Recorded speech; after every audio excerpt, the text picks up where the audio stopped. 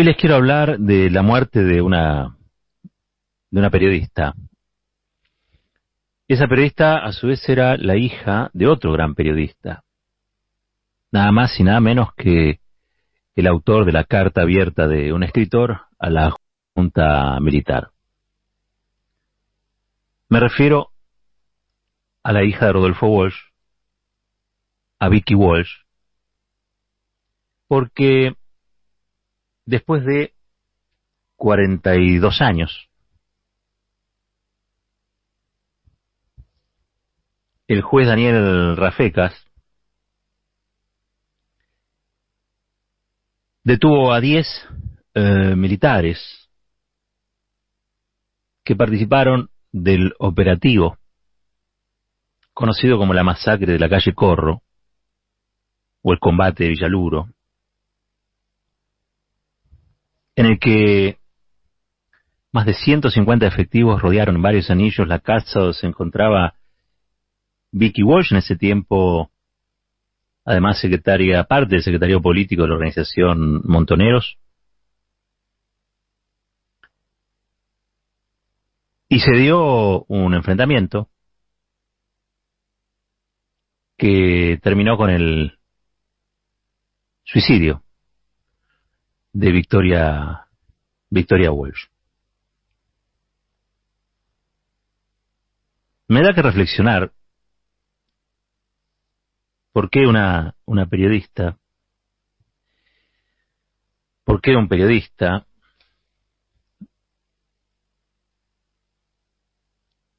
en aquel tiempo habían tomado las armas. Claro, son tiempos muy distintos, ¿no? Hoy uno dice periodista,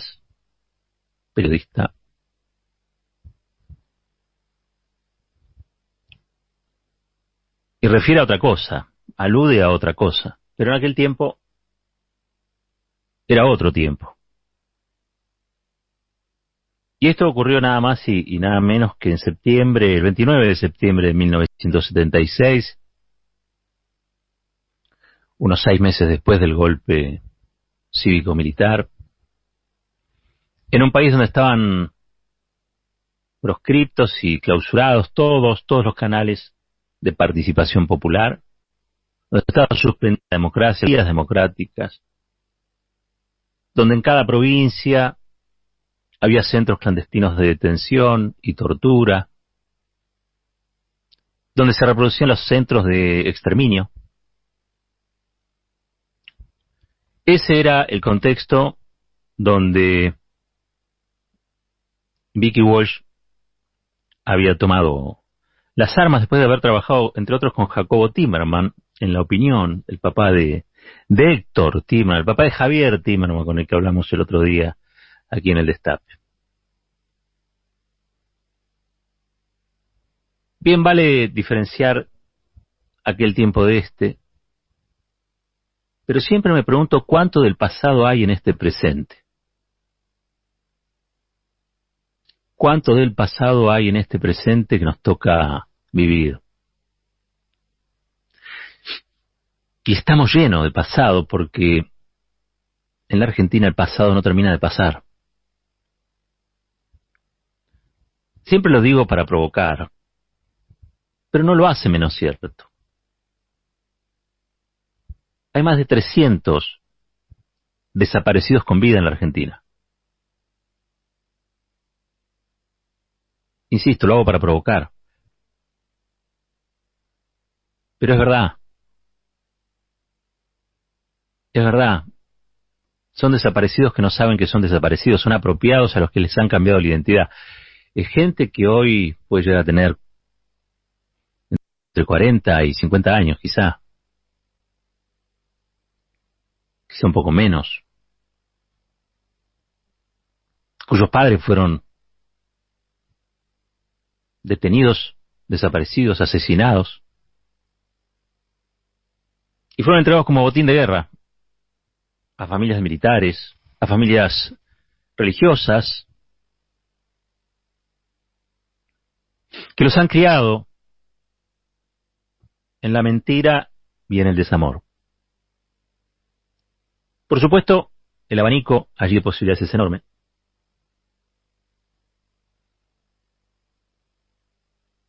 No quiero puntualizar ni detallar. Pero lo cierto es que somos una sociedad que convive con 300 desaparecidos aún hoy. Aún hoy. Y tal es así, tanto del pasado y en el presente, que estos 10 militares que detuvo Daniel Rafecas, el juez federal, nunca, a pesar de haber sido integrantes de fuerzas represivas que participaron del genocidio, nunca habían tenido un día de prisión. Habían estado durante todos estos años en libertad, siendo los responsables del operativo en el que perdió la vida, se quitó la vida, Vicky Walsh. Es más, el jefe del operativo, escuchen esto, un tal Guillermo Viola, siguió en el ejército y durante el gobierno de la Alianza, de Fernando de la Rúa, fue ascendido. Cuando se derogan las leyes de punto final y de obediencia debida, este Viola se puso a militar, pero se puso a militar en algo que se llama Unión de Promociones del Ejército, que era una especie de gremial de genocidas o de represores que se reunía en la Plaza San Martín a reivindicar a los que ellos denominaban presos políticos que habían combatido al terrorismo. La Unión de Promociones se creó allí por el 2005.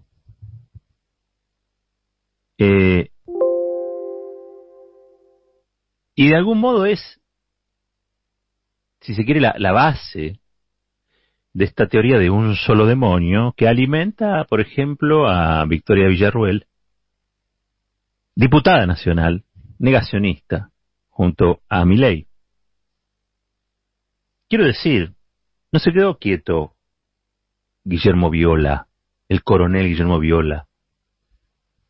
No le dio vergüenza haber participado con el uniforme que vistieron Belgrano, San Martín, Sabio, Perón. No les dio vergüenza seguir promoviendo y reivindicando el odio genocida. No, al contrario. Le pareció que había participado de una gesta y que merecía reconocimiento. Les decía, ¿cuánto de pasado hay en este presente, no? Estamos hablando de un grupo de tareas que asesinó en este operativo a lo que era parte del secretario político de la organización Montoneros el 29 de septiembre de 1976. Estaba viendo hoy notas del periodismo popular. Hay una que es del 28 de septiembre del 2020. Es un texto que lleva por título Vicky Walsh, su lúcida muerte y su hermosa vida. Ya se van a enterar por qué lleva ese título. Y me gustaría leerle algunas palabras de este texto, que en realidad es un texto escrito por Rodolfo Walsh, sobre Vicky Walsh, sobre su hija. Y dice así: Vicky Walsh nació el 28 de septiembre de 1950 en la ciudad de La Plata. Fue periodista y delegada gremial en el diario La Opinión, teniendo enormes diferencias con su director, Jacobo Timerman, padre del ex canciller argentino, a quien llegó a romperle la puerta de su oficina de una patada. Abandonó el diario ante las denuncias de su director contra los propios periodistas a quienes acusaba de guerrilleros. Fue entonces que se hizo cargo del departamento de prensa en el Frente Sindical de Montoneros. Ya en la clandestinidad, su nombre de guerra pasó a ser Hilda. El 29 de septiembre de 1976, junto con sus compañeros Alberto José Molinas Benussi, José Carlos Coronel, Ignacio José Bertrán e Ismael Salame, cayó en el llamado combate de Villaluro, o la masacre de la calle Corro, agregó yo. Allí unos 150 militares rodearon la casa donde se encontraban clandestinos los militantes montoneros. Tal como recordó Rodolfo Walsh en la carta a sus amigos, 3 meses después de la muerte de Vicky, un soldado contó que hubo un silencio. La muchacha dejó la metralleta, se asomó de pie sobre el parapeto y abrió los brazos. Dejamos de tirar sin que nadie lo ordenara y pudimos verla bien. Era flaquita, tenía el pelo corto y estaba en camisón. Empezó a hablarnos en voz alta, pero muy tranquila. No recuerdo todo lo que dijo. Ustedes no nos matan, dijo el hombre. Nosotros elegimos morir. Entonces llevaron una pistola a la sien y se mataron, enfrente de todos nosotros. Testimonio de uno de los militares que participó del operativo. A continuación, esta nota reproduce las 2 cartas que escribió Rodolfo Walsh. La primera, a su hija, al enterarse de su muerte. La segunda, a sus amigos, 3 meses después de los hechos que estamos recordando. Les voy a leer la carta a Vicky, y dice así: querida Vicky, la noticia de tu muerte me llegó hoy a las 3 de la tarde. Estábamos en reunión cuando empezamos a transmitir el comunicado. Escuché tu nombre, mal pronunciado, y tardé un segundo en asimilarlo. Maquinalmente empecé a santiguarme como cuando era chico. No terminé con ese gesto. El mundo estuvo parado ese segundo. Después le dije a Mariana y Pablo, era mi hija. Suspendí la reunión. Estoy aturdido. Muchas veces lo temía. Pensaba que era excesiva suerte no ser golpeado, cuando tantos otros son golpeados. Sí, tuve miedo por vos, como vos por mí, aunque no lo decíamos. Ahora el miedo es aflicción. Sé muy bien por qué cosas has vivido, combatido. Estoy orgulloso de esas cosas. Me quisiste, te quise. El día que te mataron cumpliste 26 años. Los últimos fueron muy duros para vos. Me gustaría verte sonreír una vez más. No podré despedirme. Vos sabés por qué. Nosotros morimos perseguidos, en la oscuridad. El verdadero cementerio es la memoria. Ahí te guardo, te acuno, te celebro, y quizá te envidio, querida mía. Hablé con tu mamá. Está orgullosa en su dolor, segura de haber entendido tu carta, dura, maravillosa vida. Anoche tuve una pesadilla torrencial, en la que había una columna de fuego, poderosa, pero contenida en sus límites, que brotaba de alguna profundidad.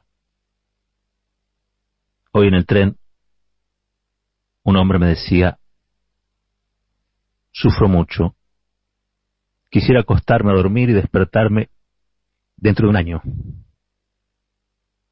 Hablaba por él, pero también por mí. 3 meses después de esta carta, Rodolfo Walsh escribe otra, esta vez a sus amigos y amigas. Y les dice, les recuerda, hoy se cumplen 3 meses de la muerte de mi hija, María Victoria, después de un combate con fuerzas del ejército. Sé que aquellos que la conocieron la han llorado.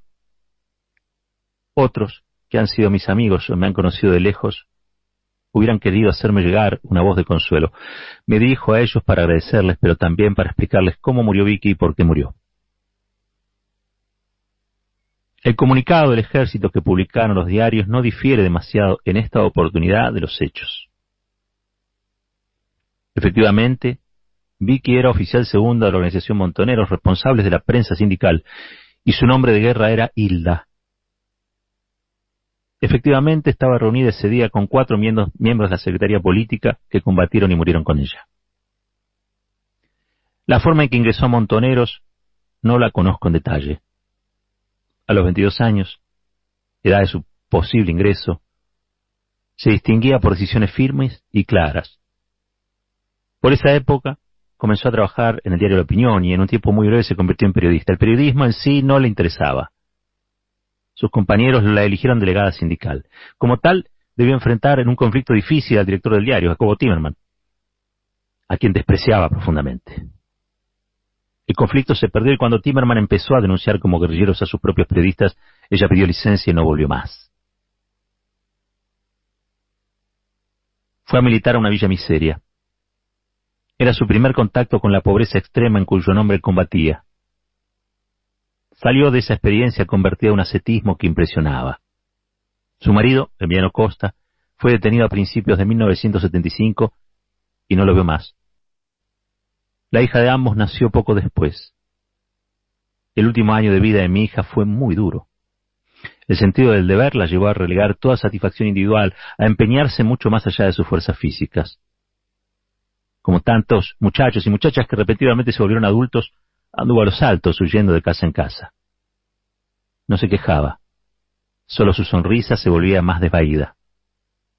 En las últimas semanas, varios de sus compañeros fueron muertos. No pudo detenerse a llorarlos.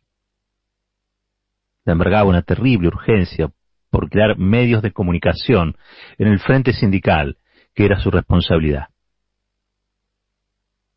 Nos veíamos una vez por semana, o cada 15 días.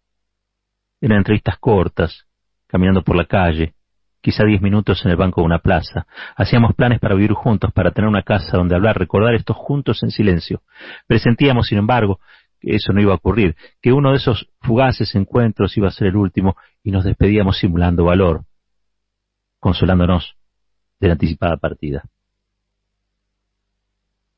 Mi hija no estaba dispuesta a entregarse con vida. Razonada, conocía, por infinidad de testimonios, el trato que dispensaban los militares y marinos a quienes tienen la desgracia de caer prisioneros, el despellejamiento en vida, sus miembros, la tortura sin límite en el tiempo ni en el método, que procura al mismo tiempo la degradación moral y la delación. Sabía perfectamente que en una guerra de esas características el pecado no era no hablar sino caer. Llevaba siempre encima una pastilla de cianuro, la misma con que se mató nuestro amigo Paco Urondo, con lo que tantos otros han obtenido una última victoria sobre la barbarie.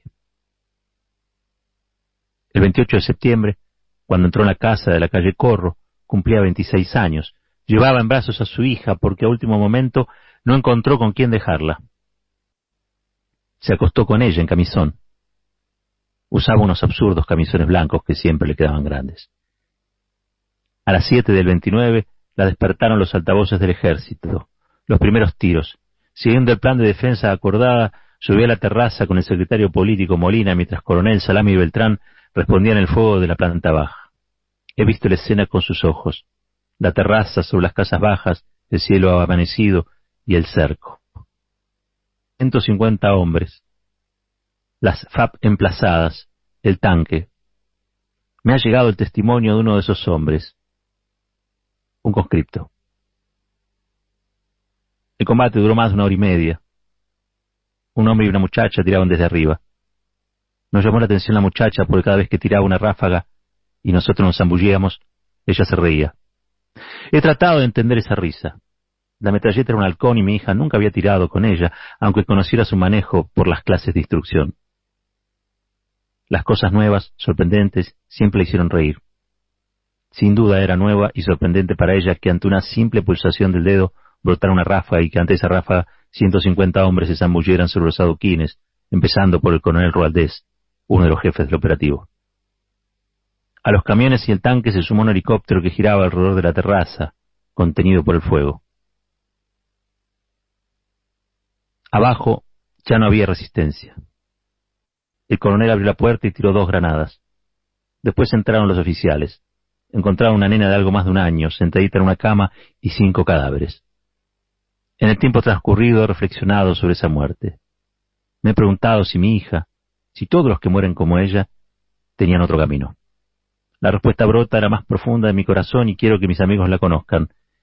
Vicky pudo elegir otros caminos que eran distintos sin ser deshonrosos. Pero el que eligió era el más justo, el más generoso, el más razonado. Su lúcida muerte es una síntesis de su corta, hermosa vida. No vivió para ella, vivió para otros, y esos otros son millones. Su muerte sí, su muerte fue gloriosamente suya, y en ese orgullo me afirmo, y soy yo quien renace de ella. Esto es lo que quería decir a mis amigos, y lo que desearía de ellos es que lo transmitieran a otros por los medios que su bondad les dicte. 4 décadas después, cumplimos y honramos lo que pidió tiempo Rodolfo Walsh, el escritor que escribió esa carta abierta, fundamental para entender de qué iba esa dictadura genocida, cuando los diarios que ya sabemos, los que ustedes conocen, decían que todo estaba en orden, todo estaba en paz, y que aquellos que se rebelaban a la tiranía eran o merecían ser encerrados, torturados, asesinados o desaparecidos. Fueron cómplices del peor genocidio. Por eso uno se afirma en estas cosas y en estas cuestiones. El pasado no termina de pasar. 4 décadas después, hoy, aquí, cumplimos una vez más con el compromiso que asumimos hace tiempo, cuando empezamos a ser periodistas. Honrar la memoria de Walsh, de Vicky Walsh y de todos aquellos que combatieron aquella tiranía. Esto es Fuerte y al Medio.